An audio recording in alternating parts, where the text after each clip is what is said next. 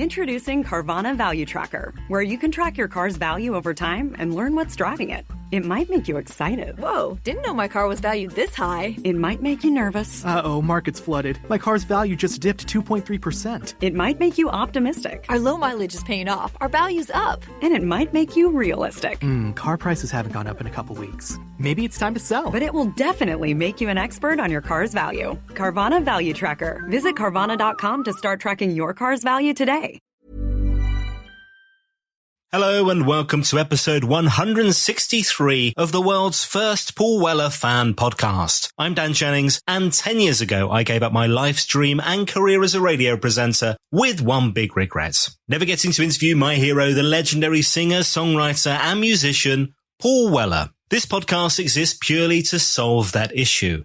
Welcome to Desperately Seeking Paul. And on this episode of the podcast, I'm joined by a young man with a passion for music. The hugely talented Billy Sullivan is my special guest. We're going to take a journey from his love of music as a kid through to the formation of the Spitfires in 2012, building a cult fan base on their own terms through hundreds of highly energetic and powerful live performances and 5 brilliant studio albums. We'll talk tracks recorded at Black Barn Studios, Paul Weller HQ, supporting Mr. Weller on tour as well. We'll talk about Billy's love of the music, the Jam, the Style Council, Paul Weller solo, and Paul's influence on his songwriting. We'll also chat through his outstanding solo debut album, Paper Dreams, which arrived in March this year.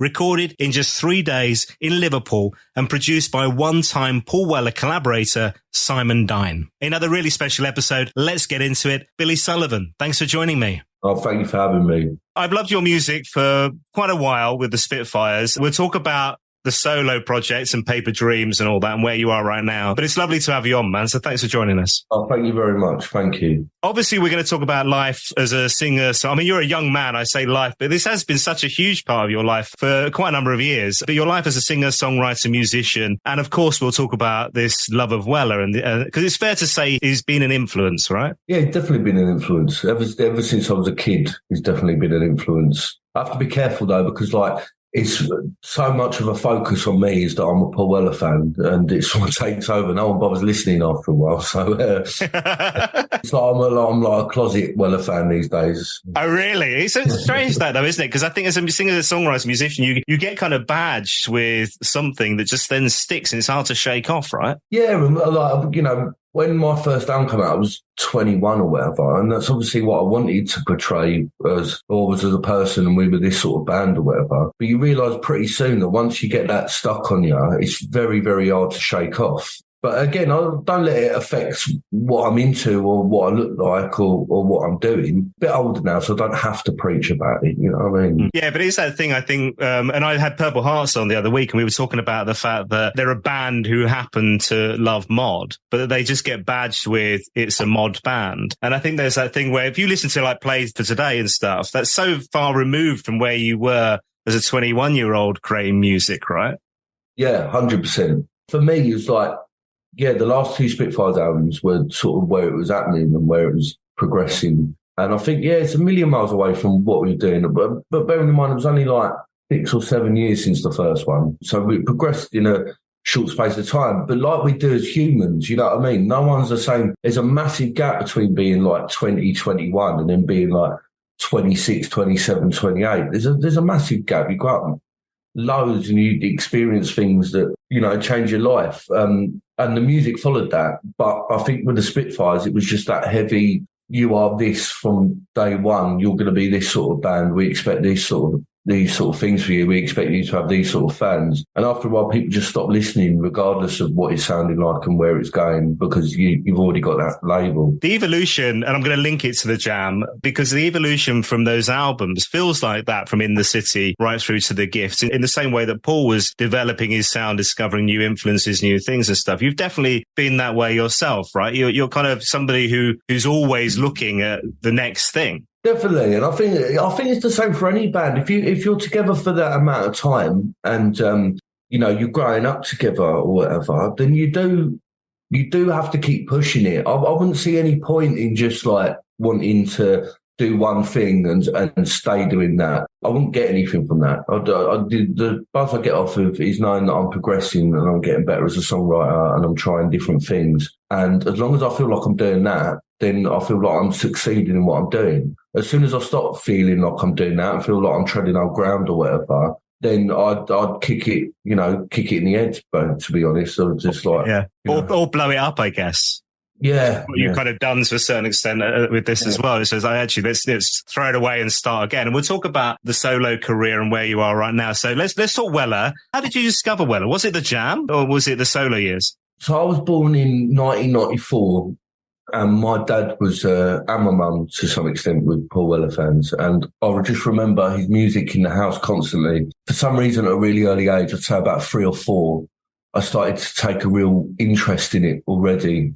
My mum swears there's videos of me with a plastic guitar and my arm into Changing Man. And I used to apparently just stand and stare at the telly where my dad would play these old videotapes of, clips of Weller and Oasis that he'd recorded off the TV. And I'd stand there just mesmerised and copy everything from the actions to, the way they were playing the guitar, the way they were walking, everything like that. So it started from a really young age. And then when I was about 8, I'd say, I sort of went to school and all the other kids were into football and I tried that a bit, but I was always shit at football. And I was sort of, when I was about 8, I'd sort of, again, something sparked something where I sort of spoke to my dad about the jam and he passed me the Direction, Reaction, Creation box set. That just become my whole world, that box set. I just become so engulfed in it all and, started everything off for me, really.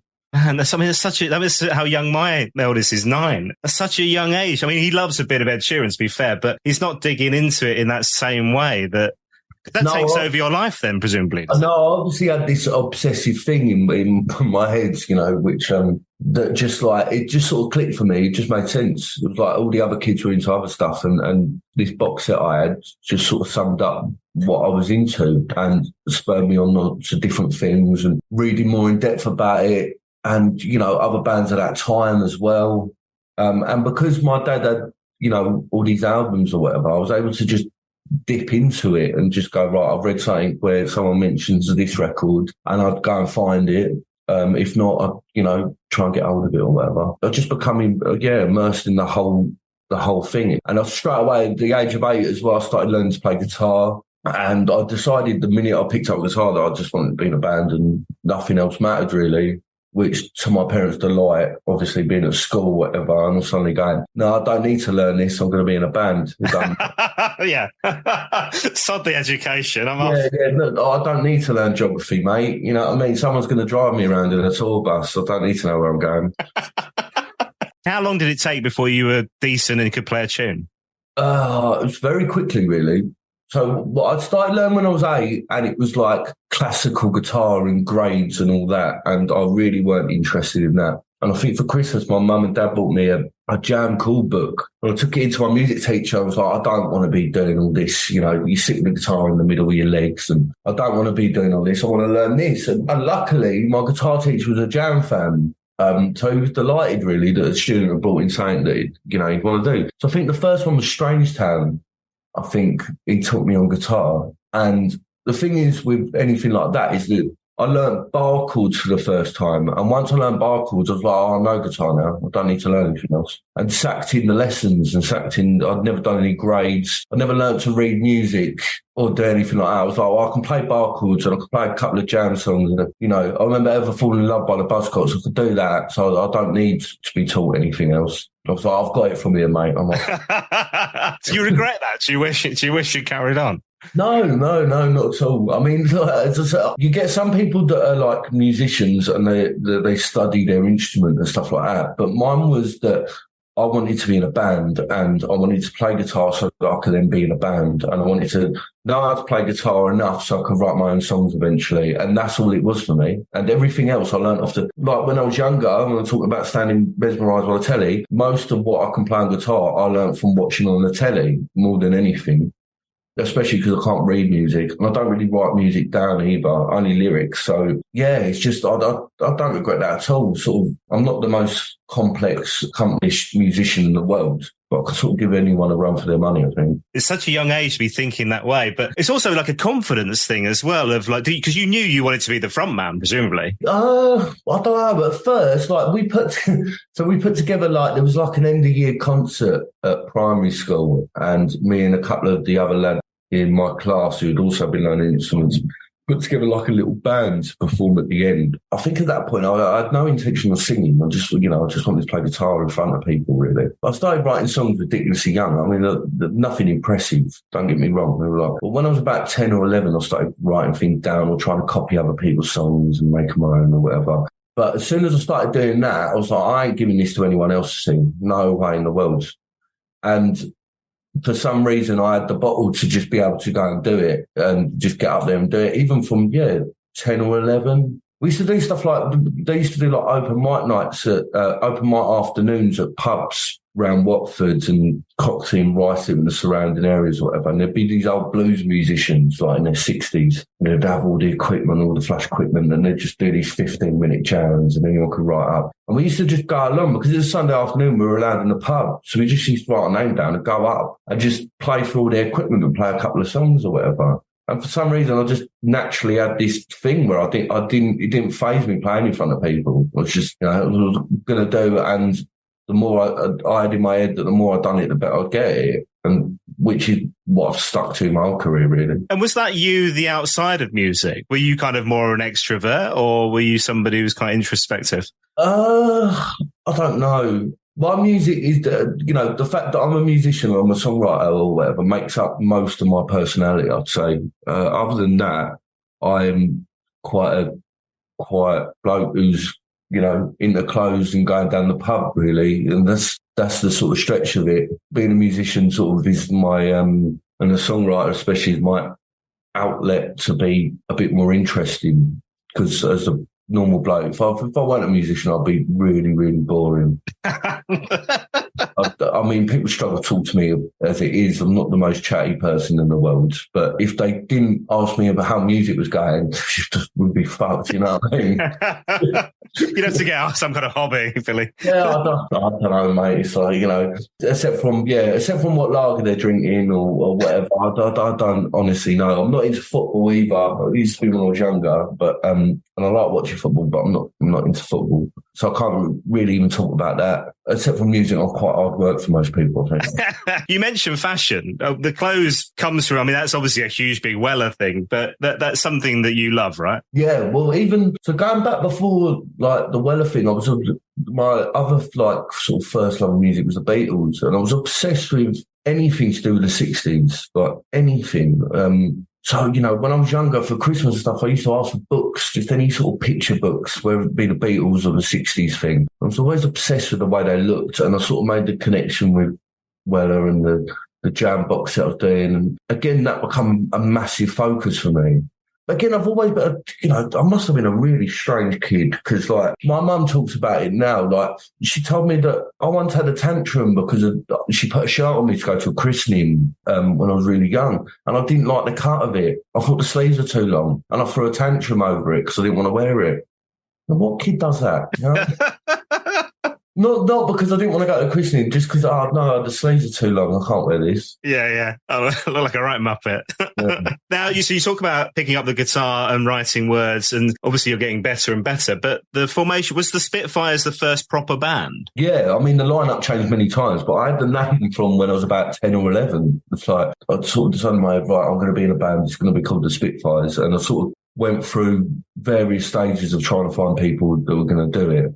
And I didn't find the lineup everyone now knows as the Spitfires, the three of us, me, Matt and Sam. We didn't meet until we were 17, 18. So it was, I had all those years of chopping and changing and trying to work out what I was doing and learning more about it. And then, I met Matt and Sam. Our first gig was my 80th birthday.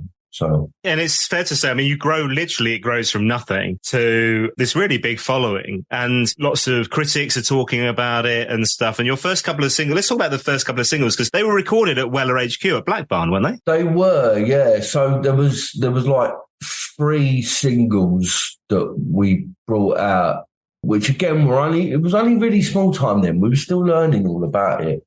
And they come up. We made CDs ourselves of them and used to flog them at gigs. And apparently they're worth a lot of money now, but God knows why. I mean, we used to stand in the line at our manager Stuart's mates, Reese, had a sort of lock-up gaff in Rickmansworth where he used to do printing.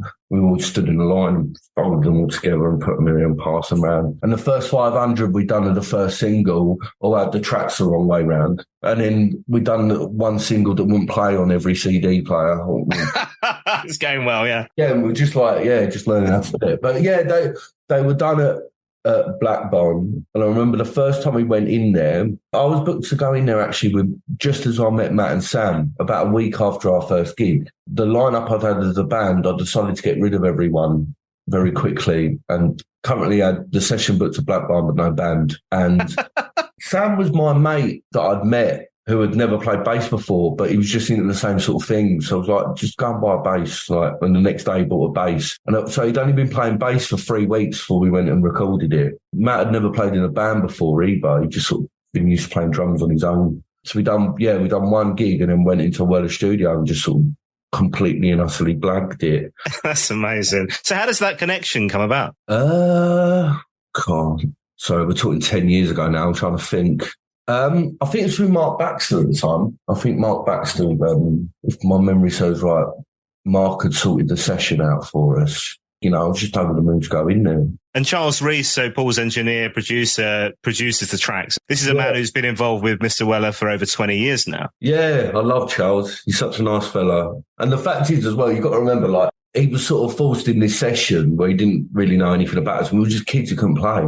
And he sort of had to sit there and sort of, while Sam was still learning the bass part and things like that, and try and make something good out of what he had. And he worked really well with us. There was a track called Spot at the Start, which ended up being on the first Spitfires album, which I sort of had. And he sort of saw some good elements in it, but he sort of turned it on his head, really. And, gave it this sort of, almost like sort of punky reggae dub sort of feel to it, which I'd never thought of and really pursued. And it was like when we got the recordings back, we're like, this is the first time we've heard the band sound actually half decent from a recording. So we're really happy with it. That must have been a real buzz to suddenly, you're hearing your music, but it sounds like a proper band, even though you've only been together for a few weeks. Yeah, I mean, up until then, I was only used to you'd pay the local rehearsal room to do a demo, which you do in 3 hours. You just set up and then record you, and 3 hours, they spend 15 minutes mixing it, and you get it back and go, oh, fucking hell, that's awful. And it was the first time we got to that back, and we're like, that sounds really good. And it just shows that, all we needed was someone who had a bit of experience and was able to sort of look at it and look at the song and sort of go, well, that could work actually if you've done this to it. Bit of polishing. So it was massively eye-opening. And I just loved being in the studio. It was my first taste of it properly, but I loved just the workings of it and how we'd gone from where we started to what we were hearing at the end of the session. And it was a massive learning curve for me. It's the start of me wanting to, or learning how to really push things in the studio. I mentioned to Charles that you were coming on. He said a couple of things. He said, say hi to Billy for me. He said, I remember the guys being so enthusiastic. He said, I think one of the tunes twisted into a fast dub bass line. That was the one that you mentioned. Yeah. But he said also how hardworking you were. And I guess that's the point with you knew this was an opportunity and you didn't want to waste it, right? Yeah, I was so... Even then, I was so confident that this is what I wanted to do. And I mean, people still say it now. It's like a whole thing with the Spitfires is that we were far too serious. Everyone thinks we were far too serious or whatever. But I take what I do very seriously. This ain't just a hobby that I do. That I take songwriting incredibly seriously. And even then, probably more so because I was very highly strung at that age. Still am a little bit, but far more then. So I took everything very seriously. It was like, no, we are here to work. We are here to work. And I believe that, you get results out of working hard at things and trying different things. And so, even then I can imagine that I would have been the one who was like, right, no lunch breaks, nothing, trying to keep Charles there as late as possible. I'm still like it now. I'm still murder for it. Still trying, the engineer hasn't been home for 2 days. And I'm still going, right, now come on, right. just have a beer, right? And, relax for 10 minutes and we'll get back to it. Let's talk live performance. So you start gigging more and more. You're getting tighter as a band. Your songwriting is developing as well. And actually, I should ask you, first of all, in terms of as a gig-going punter, first gig was Weller, is that right? Yeah. When I think it was 10, I think it was 2004, or I would have been 9. Well, I don't know. I can't remember what month it was. It was at Hammersmith Apollo. I remember that. I think it was in between Studio 150 and As Is Now. It was about that time, I think. Okay. But yeah, my mum and dad, even as, a young kid, I remember my mum and dad going to see Weller with their friends. Yeah, when I got to 8, I was allowed to go. But I was only allowed to go in the seating section upstairs. I wasn't allowed to go downstairs. So you could see all this fun happening downstairs in the mosh pit and all that, right? Yeah, and I remember I had a Ben Sherman shirt. Right, Ben Sherman had done a Beatles collaboration, and I had a Ben Sherman shirt on that had all the heads from the Hard Day's Night photo strips. I remember I wore that. I was amazed that I'd seen like mods for the first time, sort of people that were wearing clothes or sort of seen in books and on telly or whatever. As an 8, 9, 10-year-olds would imagine that I would then wear, when eventually, I could fucking fit into it. And being blown away by that. I remember the first track being a Weaver for some reason. So the lineup then would have been, so you had Steve Craddock, you had Damon Minchella, would have been bass, right? Yeah, Steve White, obviously on drums. Seamus Fagan on keys. Yeah. It might have been, yeah. Can't really remember. And you might have even had Jacko Peak back at that time. I'm trying to think, because he was back in the band at that point, I think, for a little bit. But and then obviously back now. So let's flip it then. So you now being on stage, you're now a gigging musician. It's a very different thing being in a band. I mean, so much of it's about the live performance versus making records. Do you have a preference from being in the studio to being on stage? No, I just see them as two different things, really. Live performance is like, for me, it's like it's a necessary in my life to do live performance. I have to be playing. If I don't play for long periods of time, I become so irritable and hard to be around. Because it's my only outlet for me anyway. It's like my life as a whole is pretty much sort of hanging around until I go on stage, which sounds quite depressing, but it's not. It's it feels like that sometimes. Days like today when I'm playing tomorrow, it's just like I'm literally just hanging about, just waiting to go on stage. And then what are you like when it's done? When it's done, I don't know, there's all these cliches that you're on cloud 9 and you're riding high or whatever. And it's not like that. It's just like I get so worked up before going on stage that I spend the first 10 minutes after I've come off pacing the room, the dressing room, up and down, up and down, up and down, trying to wear off. And then I can't sleep at all. We used to go on, when we were on tour or whatever, I'd be the only one who didn't sleep. We drove back from Glasgow one night years ago. We drove to the gig, which took 12 hours because of the traffic. Done the gig. We were in Glasgow 3 hours and then drove home for the night. And I was the only one, and I was awake the whole time, and I was the one who had to keep the driver awake as well, obviously. Sort of just prodding him every now and then. Playing the Pistols really loud at 3 o'clock in the morning, trying to wake him up. But I don't know, it's such a weird thing. People say they can sum it up, they're lying, really. It's such a weird thing to sort of do and be into. But it's an absolutely necessary in my life. I don't know. I'd go insane if I couldn't play live. Let's talk about some of these gigs around the Weller connection as well, because supporting Weller came pretty early on, didn't it? Yeah. I was working around Marylebone and we saw Weller pull up and go into a Costa Coffee, and I followed him in and sort of just like, didn't really know what to say then. I would have been about 19, 20, I think. He sort of could see that I was awkwardly standing in the queue, sort of looking at him, think like, you could probably see my brain going, what do I say? So he sort of said, hello, mate. I was like, well, and I said something about his jacket.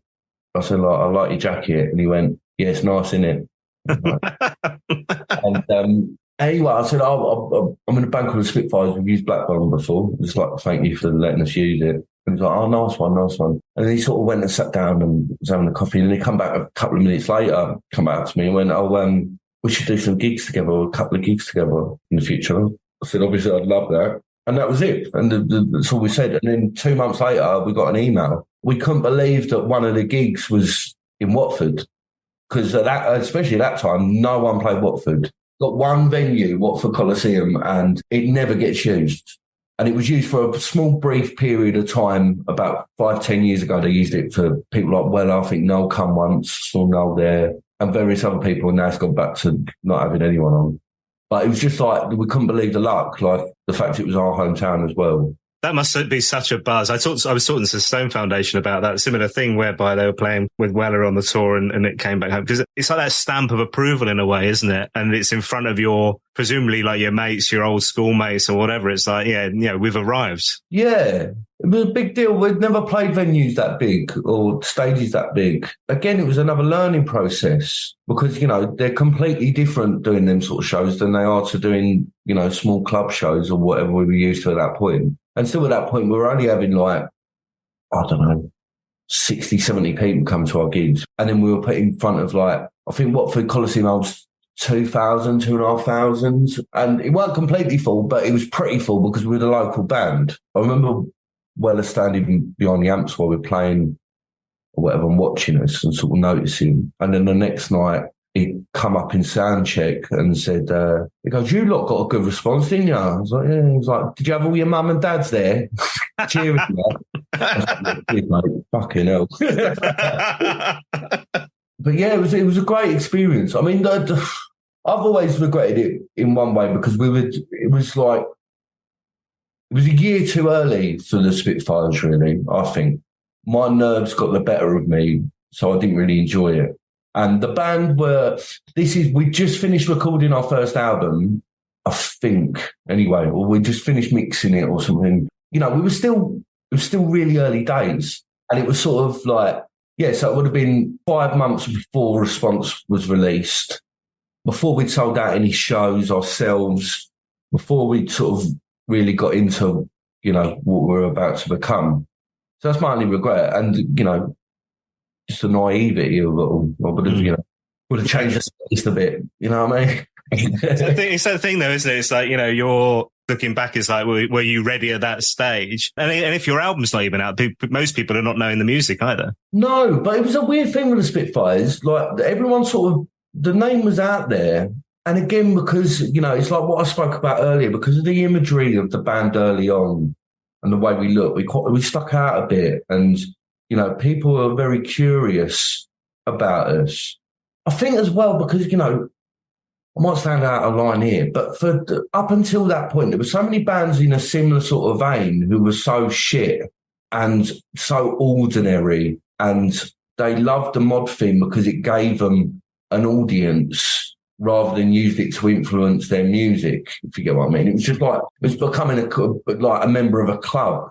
Like, we're in the club now, so can you all come see us regardless if we're good or not? And I think the Spitfires were different because we actually had something about us and we had, a few decent songs and we were really good live and good musicians, which sort of made people spend time to listen to us at first and sort of get into it. I think, we were quite different to the rest of the mod bands at that time.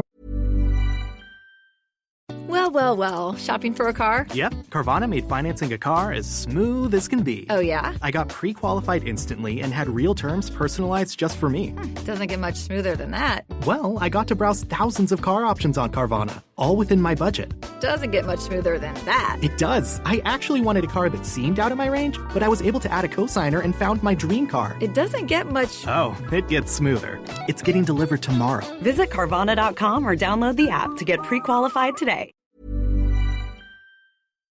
Clearly, Billy, I mean, you won't say this, but I will say it for you. Clearly there's talent there in terms of the songwriting, right? And by that point, you're 10 years in, aren't you? From an 8-year-old to then writing songs. We're now 20 years in, right? Yeah. And, the more you spend on something and you love it and you've got that passion, you're going to get better at it. And the Spitfires was 10 years of your life, wasn't it? Yeah, 10 years of my life.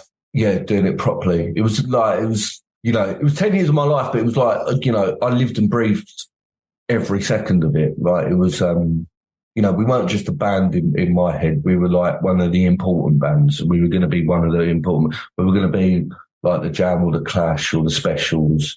And there was this gang mentality and a uniform. And we were a very close-knit group. the only plan was to write amazing songs and take over the world. That was the only plan, and nothing would get in the way of that for me. And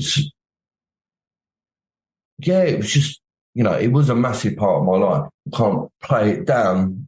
It's such an interesting time for the music industry, though, because I think the time that you're hitting, everything's flipped upside down completely in terms of that record label system. We're into Spotify and streaming rather than releases, all that kind of stuff. There's no guidebook to take you through this and how to make this work, is there? And sometimes that kind of old model of just gigging and releasing that's not really how it works anymore as much, is it? No, I think, I'm a strong believer in that no one knows what they're doing. No one. Like the industry don't, they sort of make out they do, but something can come along very quickly and change everything again. But there's so much bullshit involved, there's so much politics, and, especially when you get into the label side and the business side of it.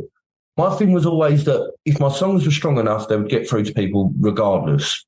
I always believed that if the songs were good, then people would eventually hear them. So that's what I stuck to. I stuck to trying to write great songs, but evidently the label side of it does take over at one point and, can quite easily leave you in the wilderness because you don't know what to do. You know what I mean? Well, there must be an element of you kind of going, God, it shouldn't be this hard, because it felt like you had to constantly battle against these different things and fight and fight and fight and prove yourself again and again and again. I don't know any different, to be honest. It's like, that's just the way it always has been. And, I've always had to fight for what I believe in, and that I believe the songs are good and how the band should be represented. And, I thought every step of the way with anyone as well, even if it's, manager, band members, I've fought for exactly what I think is right. And, I still stand by every sort of decision that I ever made within the band, except from the imagery thing. But the imagery thing was a naive thing that 2021 was who I was. So can't really say too much against it. No, it's also, that was you, that was the authentic you at that moment in time. Yeah. And there was another Weller support slot as well later. So this is 2019, the summer, Cornwall. Yeah, that was really good. That was really good, actually. It was like, it was a big outdoor gig, but there was like 2 stages. The Zombies on the bill as well, which we were really impressed with. We'd just come out of the studio the day before of recording Life Worth Living, and we'd gone down to Cornwall and the band were buzzing. But then we were disappointed because at that point the band were like years later, Better Songs, Tighter Unit or whatever. And we were on a different stage to the main one. So I don't think anyone watched us or took much notice, to be honest. But it was good. It was good. And we had a right laugh afterwards. We just stayed and got really pissed. And I remember we were backstage and there was sort of counter we could go and order a beer and food, and we went up and ordered beer and food, and we worked out it was free. So everyone started ordering by the crate load. Then someone ordered 10 pizzas, which all got eaten and drunk. And then we just sort of ran right. I mean, backstage there as well, it was like this little courtyard and there was all the bands sort of there. And it's a bit like a circus. There's dogs running around, kids running around, there's sort of music blaring out of dressing rooms, lots of people running about everywhere. I seem to remember Weller hanging off like I can't remember, like almost like little chalets, the dressing rooms, and he was hanging off a wooden beam, pulling himself up and down. Doing pull-ups. Yeah, and I just remember thinking, this is a bit surreal, like. Yeah, but that was a good gig. That was a good gig. There's a lot of love for the band. Let's talk about the final album, and we'll talk about the solo stuff, because I really want to cover a lot of that, right? That final album came on the Friday, Play for Today, and then the final gig on the Saturday, and then done. Was it Sunday, I'm a solo artist? Was that what was in your head? Oh, I was a solo artist 2 months beforehand. I'd already recorded Paper Dreams in February. Yeah, in early February, so the first week or whatever, and then we had the last album, the last gig at the end of that month. And then I had my first gig as a solo artist in the April. So it was already done and dusted, really, then. But that last album it was written and recorded in the first lockdown. We just couldn't come to any sort of agreement with our label about anything at all. And the album got dragged out. It got mixed countless times to the point where the process slowed down so much that there was no momentum behind it at all. I strongly believe that if the Spitfires had stayed together and we hadn't done that last gig, we would have done a tour, a Play for Today, that still would have been half empty. You know, it wouldn't have been held in some high regard, because the album was always set up to fail, in my opinion, because it was misunderstood. Andy McDonald was on the podcast the other week, Go Discs Independiente, and he was talking about the job of a label, that support that obviously Paul had come out of the thing with Polydor where they rejected the Style Council's last album, is into the Go Discs, and the fact that you lose a bit of the belief when that happens. And you can tell that in Paul's obviously first couple of solo albums, there's the self-doubt and stuff like that. Yeah, you need the support of a label. You need support of a label boss to feel like they believe in the band and they're going to take it forward. And when you don't get that, that must affect you mentally, right? 100%, 100%. Anything I'm doing, I'm so sure of, you know, I'm so sure of that album and the progression it was making and the lyrics and the overall concept and the sound of it. I was so sure of it. And then to have basically be told that we don't understand this at all. This is going to alienate you from your audience. No one's going to get it. We've played it to people. No one else likes it. It's like, well, hold on a minute. Like, what am I doing wrong here? Fair play, though. I stood up and I went, no, I think this is really good, actually. I'm going to stick to my guns on this. And I did. And I saw it through to the end as best as I could. You said it yourself earlier. You're constantly having to prove yourself in music anyway, and you feel like everything's going against you. And then the people in your own team then are going against you. We had band members leave. We had management leave. And it was like me on my own sorting absolutely everything, you know, at that time. I had help from Simon Dine, who was advising me and helping me, because again, he's a labour of love for him as well. And we've created this album that we both thought was really good, and we both thought would have a massive opportunity to get the band out to more people. And in the end, it just got too much. I just go, look, you know, what am I fighting for here? Even if I fight it through to the end, everyone around me is sort of pissed off now. So, it doesn't matter. It's just going to be me on my own anyway. Yeah, so let's move on to the next thing. Let's talk about Simon, because obviously there's the Weller connection there as well. First of all, would have been Illumination. They did It's Written in the Stars, and then we had 22 Dreams, played a big role on Wake Up the Nation, Sonic Kicks as well. So how did you connect with Simon in the first place? I think that was Gary Crowley who... legend. Did you see something in the fact that you could work together or bringing you together? Perhaps. I can't quite remember the connection. All I remember is that there was a sort of discussion about it, and I said I'd love to because I always loved 22 Dreams. And that was it, really. I've never worked with a producer before or anything like that. And the way he worked was completely different to how I worked. And I'd sort of had to blag it as I went along and pretend I knew, you know. In what way? What does he bring to the party in that way? Well, he's a very, very creative producer. Most producers will take what you've done and sort of mould it into something or whatever. But Simon is right at the heart of the creative process and the writing process. You know, he's not just my producer, he's co-writer. We write songs together. It's just a very different experience working with someone like that. Especially because it was so precious, you know, beforehand. It was like, I remember once that Sam Long spoke about writing a song once, and I just glared at him, like, just put that to bed straight away. Like, not happening. That's like if Rick Buckler ever mentioned it in the jams. Like, no, it's not happening, Rick. Yeah.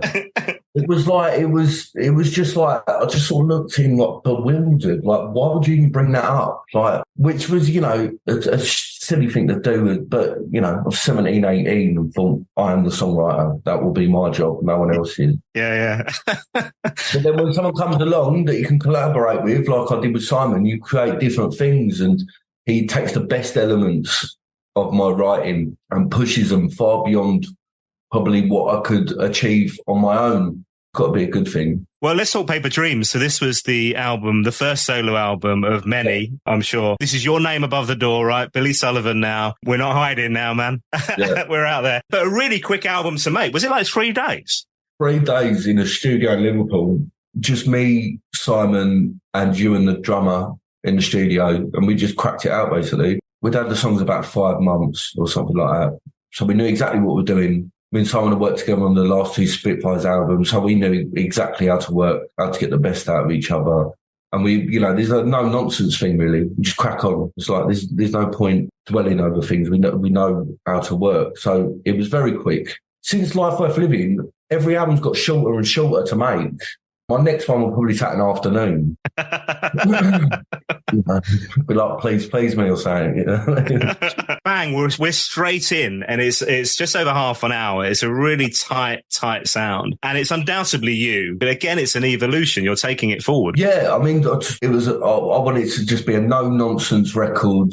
I mean, there's a lot of, lyrically, it's a lot of finding my own sort of voice again, finding a bit of confidence again. It was like an unwritten thing that, if the Spitfires broke up, I'd go solo. It's like, what else am I going to do? But it was like, it's just having the confidence to, because in my head it was like, well, I'm not going to go and just play like a couple of new songs and a load of Spitfire stuff. That's not going to happen. So I had to write songs that I thought were strong enough to, in their own right, to be able to just play, and that be the thing that people come to gigs to watch, and that be the whole thing that people concentrated on.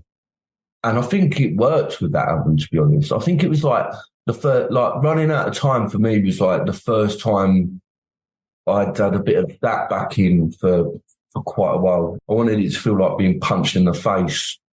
And I think it does, to be honest.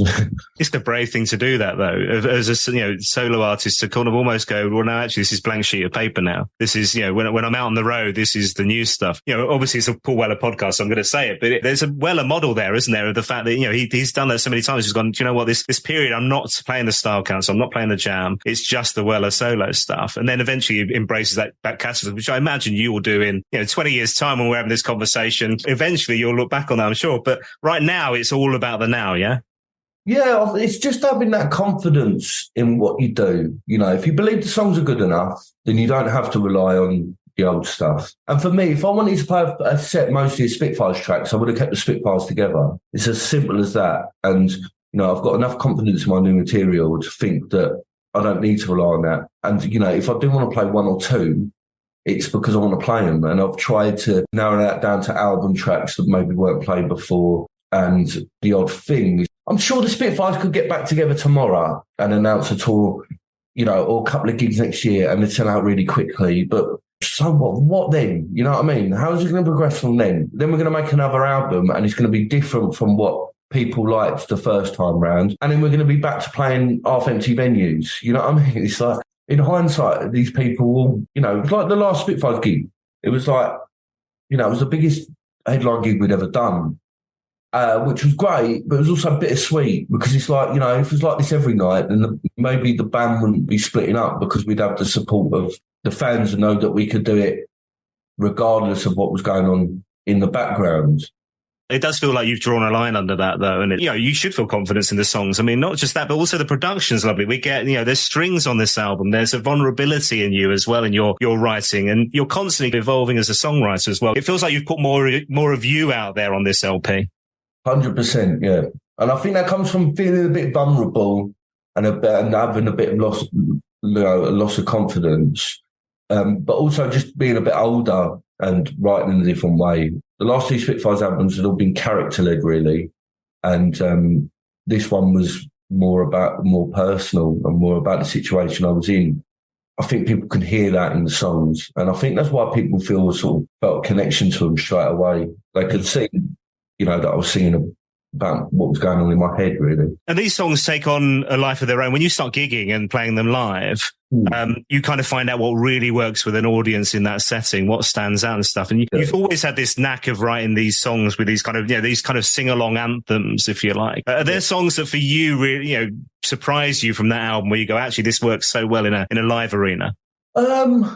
All of them, really. I've been lucky as well because the band I've got surrounding me at the moment are fantastic. We're able to play the whole album from start to finish, which I've never been able to do before. The Spitfires, there was always the odd track that was just too stretching us too much, or we weren't capable of doing for various reasons. But now I can sort of play anything I want off that album and for it to sound good. And I've tried everything, I've tried playing every single song on that album. Some work, some don't. Some, I'm still at a position now, but people still don't, for some reason, people don't know what to expect of my gig. I still get that. It's only now, over a year on, people are starting to realise what they are to expect from my gig. They still think they're going to get the Spitfires stuff, I think. And they still feel a bit uneasy and a bit like, I don't know, still trying to get their head around the fact that it's just me on my own now, which I find strange. Really. It's like, it's what it says on the tin, man. It's not art. It feels like you're back in control, though, which I like. It's like, you're back in control of your music, your career, working really collaboratively with Simon, obviously. And the album came out in March. Presumably there's new stuff that you're working on all the time, the two of you, right? Yeah. We were in the studio in July. There's the majority of the next record knocking about at the moment, being mixed or whatever, which again is a progression, taking it in a different direction, which I'm happy with. Quite a drastic move as well, which I'm really excited about, to be honest. And as a songwriter, that the confidence is back. Yeah. Is the vulnerability still there? Or is it that kind of, I don't want to say softer side, that sounds terrible, but you know what I mean? It's kind of, that self-doubt's gone, right? Or has it? It's still there a bit. I mean, I don't think, until I get to the point I felt like I was at the end of the Spitfires, or beyond that, then there's still going to be that sort of self-doubt and vulnerability to it. But, as you said, the confidence has grown now. So it's like the new stuff is like I'm back with vengeance, really. And I've got my bite back and, I'm going to be really opinionated again, but in an older, more articulate way, which I'm really happy about. I was at an event last night with the launch of Neil Sheesby's book, Stone Foundation, who, obviously those guys, lovely fellas. We were talking about the fact that there aren't really any bands, any artists around right now who are like railing against the society that we live in. And you would have thought if people are not railing against what's going on right now, when would they ever, Christ? Yeah. That angry young man hasn't gone away. How you look at the world and what's going on has come through in your lyrics before. Is that something that you're kind of looking at as well? Yeah, definitely. The thing is, life in this country at this moment can be quite bleak for most people, I think. I think the music industry don't want that represented. They don't want that sort of music being played. They want it all to be happy and about what you can dream about and, all this music as escapism and all that, drinking cocktails on the beach and all that bollocks. I feel like, because I've got my confidence back and because I feel like I'm more articulate than I've ever been when it comes to lyrics, I feel like I can afford to be fucked off about a few things and write about them in the correct way and write about them in a way that are interesting and that people can relate to. So that's where I'm at the moment. It's a really shit time. It feels like it. It feels like it's been masked by different things. But, ultimately, it's a pretty bleak future ahead, I think, for a lot of people. I think that should be represented in music. All my favourite bands and all my favourite musicians have always reflected the times that they lived in a clever and intelligent way. My thing's always been, if you can write a political pop song that someone can dance to, then you're there, really. Something along the lines of Malice or, Rock the Casbah or Ghost Town, Happy Hour, anything like that. I think that's what I've always aimed for. And I think hopefully that's what I'll achieve on the next record, but who knows? Yeah. Well, look, man, we look forward to hearing it when it comes. Have you got an idea of release? I'm guessing 2024. Yeah, at some point next year, hopefully. You know what I mean? I'm sort of keeping it open at the moment. Well, look, always brilliant live. The album's terrific as well, like I say. I think it's a terrific piece of work, but it also feels like it's the start of something and start of something very special and what's to come. So, man, I really look forward to seeing what this journey is like for you and the music that comes in the future, because I think it feels like we're only just getting started, man. Oh, thank you very much. Thank you. I have two questions for you before you go. You're allowed one Paul Weller song for the rest of your life. It can be The Jam, The Style Council. We didn't talk about The Style Council. Christ. Was that a thing for you? Yeah, 100%. I think anyone who's into Weller, it's normally, it was about when I was 14, 15. I had my heavy Style Council period, walking down Watford High Street in a beret, getting shouted at out of van windows. Embarrassing wanker, I think. It was jumper and the espadrilles and rolled up jeans. I've done a lot of it, to be fair. And I loved it. I really did love it. It's a very, very stylish period for Weller. Again, a very articulate period, probably more articulate than Jam was, I think. Those political lyrics wrapped up in a pop song that you just talked about. I mean, absolute master at that point, right? Yeah, Walls Come Tumbling Down is a great example of that sort of thing. Political pop you can dance to. Sums up probably, from anyone I know who lived around at that point summed up the time. All I know is it sounds like what I see on documentaries or read on books and all that sort of thing. And then more recently, where are you at with like things like On the Sunset, Fat Pop, True Meanings and that? Any highlights there for you? There's really good songs on all records, really. For me, like, you know, out of the last, I say that like this period of Weller's career, sort of 22 Dreams is a massive highlight. Then it would be Saturn's Pattern, I thought was a great record as well. And then I think there's been great bits on all albums since then. Okay, those final two questions I mentioned. So you're allowed one Paul Weller song for the rest of your life. It can be the jam. It can be the Style Council then. You're a fan, that's good. Or it can be solo. What are you going to go with? Oh, that's hard. That's really hard.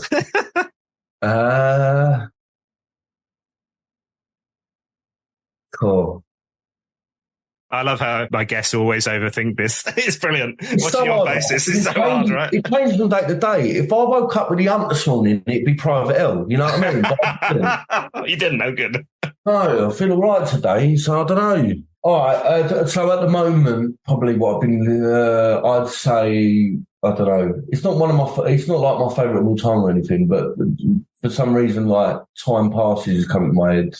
Oh, that's a terrific tune, yeah. Yeah. And again, Fifth Season has come to my head as well. But, you know, I don't know. Did your folks have particular favourites? Yeah, I suppose they have. Like when you were like 5, 6-year-old, they're going like, this is the one you need to hear, son, look. Well, like, it was, you know, at that point, it would have been like Stanley Road, Every Soul, that sort of period. So they're the albums I vividly remember as a kid. My parents said, like, when I had a favourite album when I was like 3 or 4, I used to scribble all over the front cover to, you know, which they absolutely loved. You can imagine. I remember we worked with Tony Briggs in the Spitfires, and I showed him there was my mum and dad's copy of Moseley Shoals, and I scribbled all over the front cover, all over his photo. I was like, this means I like it, ton. But, your parents are like, that would be worth a fortune now, those original copies without all that scribbling on. Or they might be worth more, I don't know. It depends how you look at it. But I suppose that's where Time Passes probably comes from. Or Out of the Sinking. Right, I'll go with Out of the Sinking. Oh, good save. Yeah, well done. Love it. And then final question. So the purpose of this podcast is to meet lovely people like yourself and hear your stories, your connections with Weller, but really more than that, you know, your tales. The reason I created the podcast was to get an interview with Paul Weller that I never managed when I was a radio presenter. It was my one big regret from giving up my career as a radio presenter. So I've created a podcast to make it happen. If I get to interview Paul at some point, what should I ask him? What would you like to know? Ask him if he could ask Gary Crowley to give me his suit from the Solid Bond video. Has Crowley still got it? Do we know? Well, apparently somewhere. I've asked him for it a few times, but no luck there. But if Paul has a word, then maybe he'll finally give it over. He's not going to wear it now, is he? You know what I mean? He's going to gather dust in his wardrobe. I could start up Watford High Street in that. Look the bollocks. Look the bollocks. You get the people shouting out the window again. Yeah, probably. Hey, man, this has been so lovely. Thank you so much for your time, Billy. Really appreciate it. Thank you very much. Thank you very much for having me on. Thank you. Well, my thanks once again to Billy Sullivan for joining me on the podcast. I have to say, I don't know that I've ever heard Billy open up in that way anywhere ever on interview. So really, really pleased that we could get him on the podcast. Open, honest, hugely engaging, and what a talent as well. Do check out that album, Paper Dreams. You'll find all the details in the show notes for this podcast. And I also dig into the back catalogue of the Spitfires as well. Just go online, paulwellerfanpodcast.com is my website. You can also head into my store, get our official merchandise. And if you fancy it, you can buy yourself a virtual coffee as well. Hello, Simon Clemens, who's done exactly that. Says, hi, Dan. Love your interesting guests who know more than me. Keep on keeping on, Dan. Enjoy your brew, Simon. Hello to Roger Clark. Thank you to you for your virtual coffee. Hi, Sean Wilson. Hello, Sean. Thank you so much. Hello to Phil Baker. Giorgio Moroso. Thank you to you for your virtual coffee. If you want to get involved, just go online, paulwellerfanpodcast.com. You can also get in touch on X, formerly known as Twitter. It's @WellerFanPod, or on Facebook, Instagram, and Threads. Just search for Paul Weller Fan Podcast. Thanks for listening. I'll see you next time.